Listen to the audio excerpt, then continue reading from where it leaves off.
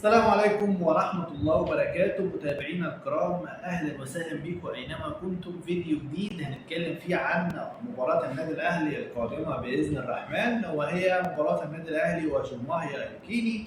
النهارده خلاص يوم المباراة وافتتاح النادي الأهلي في مشواره في البطولة الغالية، الحفاظ على اللقب الغالي لكل جمهور وعشاق النادي الأهلي، وهي دوري أبطال أفريقيا أو كأس أفريقيا. النهارده مباراة النادي الأهلي في ذهاب دور ال 32 من دوري أبطال أفريقيا. المباراة هتقام الساعة 3 العصر بتوقيت القاهرة على ملعب نيايو الوطني، وكمان المباراة هتذاع طبعا المباراة في الخارج في كينيا ملعب جرماهيا الكيني. المباراة هتذاع على قناة أبو ظبي الرياضية الإماراتية بتعليق المتميز عامر عبد الله. النهارده كان في مباراه، او بالامس عفوا كان في مباراه لنادي الزمالك في الكونفدراليه الافريقيه، بيلاعب البوليس الكيني في الاراضي الكينيه برضه. ويعني الحمد لله طبعا مليون مبروك لجمهور النادي الزمالك. فوز الزمالك بنتيجه 1-0 احرزه عبد الله السعيد في نهايه الشوط الاول. ولكن خلينا نتكلم عن الفيديو النهارده اللي هو للنادي الاهلي، مخصص لمباراه النادي الاهلي وتحليل، وهنقول كمان التشكيل المتوقع للنادي الاهلي ومارسيل كولر في مستهل مشواره الافريقي هذا الموسم، ورحله الحفاظ على اللقب ال 12، وليه ما نكونش كمان نحصل على اللقب ال 13 باذن الرحمن من هذه البطوله. تشكيل كولر المتوقع لمباراه اليوم: طبعا في حراسة المرمى زي ما احنا متوقعين وعارفين الكابتن محمد الشناوي قائد النادي الاهلي، وهيكون طبعا النادي الاهلي بزيه التقليدي اللون الاحمر، وحارس المرمى محمد الشناوي بالزي السماوي الكامل. اما في خط الدفاع طبعا من اليمين للشمال محمد هاني، وهقول لك ليه هفضل محمد هاني، تواجد محمد هاني عن عمر كمال عبد الواحد، او حتى ان انت لو هتفكر تلعب باكرم توفيق مكان محمد هاني، فهقول لك ليه فضلت محمد هاني في المكان ده. كمان بجواره رامي ربيعه المتالق في الفتره الاخيره، سواء مع النادي الاهلي في نهايه الموسم الماضي كان متالق، سواء مع المنتخب المصري في الاجنده الدوليه وتصفيات افريقيا كان متالق، واحرز هدف في مباراه كاب فاردي او الراس الاخضر، وعمل اسيست لمحمود حسن تريزيجيه في مباراه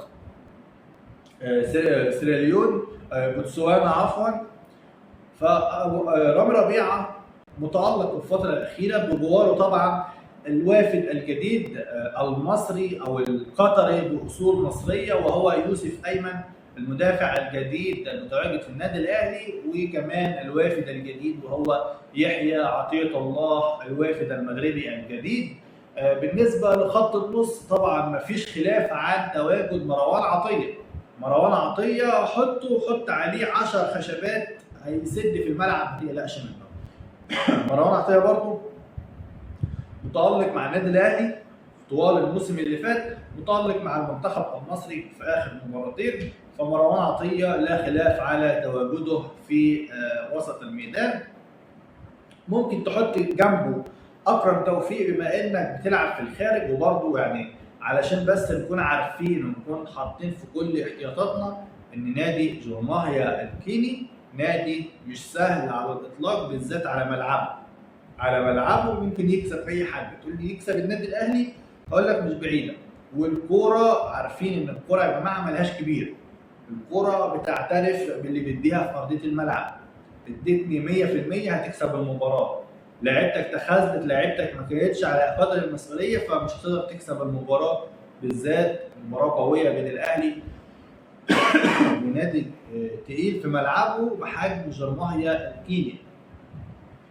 ممكن تلعب باكرم توفيق اللي انت رايح عاوز تحافظ وتمسك نص الملعب، تمسك كوره في نص الملعب، وكمان ما يدخلش فيك اهداف هناك، وده اهم شيء طبعا. والاهميه لينا كلنا ان لاعبي النادي الاهلي تخرج من المباراه سالمين معافين دون اي اصابات. ممكن وتحط قدامهم طبعا، يعني لو هتلعب بمروان عطيه واكرم توفيق يبقى قدامهم بكل تأكيد هو المتألق وأحسن لاعب خط وسط في مصر هو إمام عاشور، وثلاثي الهجوم طبعا حسين الشحات ورضا سليم، وطبعا المتألق الفدائي وهو وسام أبو علي. ده تشكيلة مارسيل كولر المتوقعة لمباراة اليوم أمام نادي جورماهيا الكيني. نادي جورماهيا الكيني على أرضه هو فريق رخم، مش هقول لك فريق صعب، لا فريق رخم. المباراة بإذن الرحمن زي ما قلنا هتكون الساعة 3 العصر بتوقيت القاهرة. طيب تعالى نروح لموضوع أحمد شوبير. كابتن أحمد شوبير خلاص عرفنا إن هو رجع لقناة أون تايم سبورت، ولكن رجع على الراديو. من فترة خرج علينا الشامتين والحاقدين على كابتن أحمد شوبير واتكلموا ان خلاص حق احمد رفعت رجع لما شوبير اقال من اداره او من جانب الاعلام الرياضي من قناه تايم سبورت، ولكن النهارده بيعلن كابتن احمد شوبير عودته لقناه اون تايم من جديد ولكن على الراديو. طبعا كابتن احمد شوبير منذ رحيله واستبعاده من الاعلام الرياضي لدى الشركة المتحدة وقناة اون تايم سبورت خسرت كتير جدا جدا، خسرت جماهيرية كتير جدا جدا. واحمد شوبير لو كان راح اي قناة تانية في الوسط الرياضي، قناة النادي الاهلي كانت هترحب بيه جدا جدا جدا، واي قناة زي قناة النهار، اي قناة متواجدة في الاعلام الرياضي هترحب بكابتن احمد شوبير، لان زي ما قلنا احمد شوبير هو مكسب حقيقي لأي قناة يتواجد فيها، وأي مشروع يضم أحمد شوبير في الإعلام الرياضي اعتبره مشروع ناجح بنسبة 100%.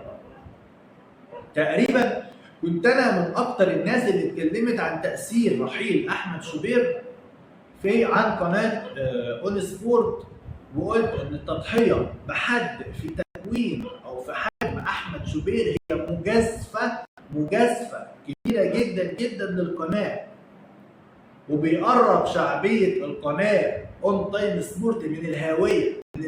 يعني معناها ان شعبية القناة بتقل، شعبية القناة قد تكون بتنتهي، لكن مع العودة الرسمية لكابتن احمد شوبير بتأكد كل كلمة قلتها قبل كده. لكن الغريب فعلا كان في عودته السريعة، يعني لا الشمتان لحق يشمت في احمد شوبير، ولا العشمان لحق يفرح، ولا اللي بيعيط لحق دمعته تنشف، ولا اللي كان بيحلم بعصر اعلام بلا شوبير بلا لحق يحلم. تخيل بعد هذا وذاك شوبير كمان طلع من الموقف كسبان. طب انت هتقول لي ازاي يا عم احمد شوبير طلع كسبان من كل اللي حصل في الاعلام الفتره الاخيره؟ لما اثبت جماهيريته من منصه ديجيتال عبر السوشيال ميديا، مش عايزين نذكر اسماء، ولكن لما خرج كابتن احمد شوبير على منصه في السوشيال ميديا وبعيدا عن الشاشه الرياضيه من الاساس، كان قدر يثبت نفسه وثبت نفسه من الباب الكبير. ومرحبا زي ما انا بسميه مستر اكس الاعلام الرياضي المصري هو احمد شوبير، فبقول له من هنا مرحبا بيك مستر اكس الاعلام الرياضي المصري، وهو كابتن احمد شوبير. كمان بالنسبه لاداره النادي الاهلي، يعني كده من الحاجات المحترمه اللي عملتها اداره النادي الاهلي التعاقد مع شركه اديداس في عقد هو الاكبر بين كل انديه افريقيا. تخيل، هي مش حاجه غريبه او مش حاجه كبيره، لان انت كالنادي الاهلي انت افضل نادي في الشرق الاوسط، افضل نادي واكبر نادي شعبيه وجماهيريه وبطولات في القاره الافريقيه وفي الوطن العربي، يعني في الشرق الاوسط. وجهه النظر وقتها اننا بنحافظ على براند النادي الاهلي، براند النادي الاهلي، واننا بنشارك في بطولات عالميه وبنواجه اكبر فرق العالم، ريال مدريد، تشيلسي، السيتي، بايرن ميونخ قبل كده. فبنقابل الانديه دي كلها او بنلعب معاهم في بطوله مجمعه، فاذا احنا بنقابلهم. طيب ما ينفعش يكون في تفاوت في الشكل العام، يعني ما ينفعش يكون نادي ريال مدريد طبعا مع فرق الامكانيات، فرق القدرات، فرق كل شيء، وفرق الماديات بكل تاكيد، ما ينفعش نادي ريال مدريد يكون معاك او معاه او انت بتلاعب انديه كبيره بتحمل براند اديداس، وانت النادي الاهلي بتحمل براند مش معروف، مش موجود على الخريطه. لا، فانت برضه لازم تنافس الانديه العملاقه دي في براند شهير زي براند اديداس، زي براند نايك، براندات من البراندات المعروفه في العالم الرياضي. لذلك انت تخليت عن شركه كلاس بي اللي ممكن تكون بتدفع ليك اكتر. يعني كان ممكن الشركه السابقه اللي هي بتاعت تيشيرتات النادي الاهلي، امبرو تقريبا، كانت شركه امبرو، كانت هي كلاس بي مش كلاس بي خالص، تمام؟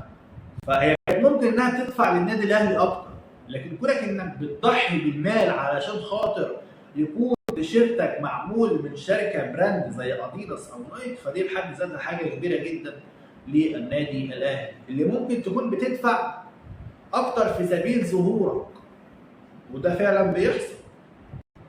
ظهورك بشكل يليق بيك ويليق بكم بطولاتك وجمهورك وشعبيتك في الشرق الاوسط وفي العالم كله، لان عارفين العالم كله عارف مين هو النادي الاهلي.